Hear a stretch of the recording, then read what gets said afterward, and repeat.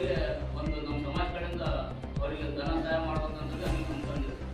ನಮ್ಮ ಕೈಲಾದಷ್ಟು ನಮ್ಮ ರಾಜ್ಯಾಧ್ಯಕ್ಷರು ಆಮೇಲೆ ನಮ್ಮ ಜಿಲ್ಲಾಧ್ಯಕ್ಷರು ಅವರ ಸಹಾಯ ಪಂಚಾಯತ್ ಬಂದವರು ಕೊಡ್ಬೋದು, ವಾಟ್ಸಪ್ ಮುಖಾಂತರ ಆಗ್ಬೋದು ಸರ್.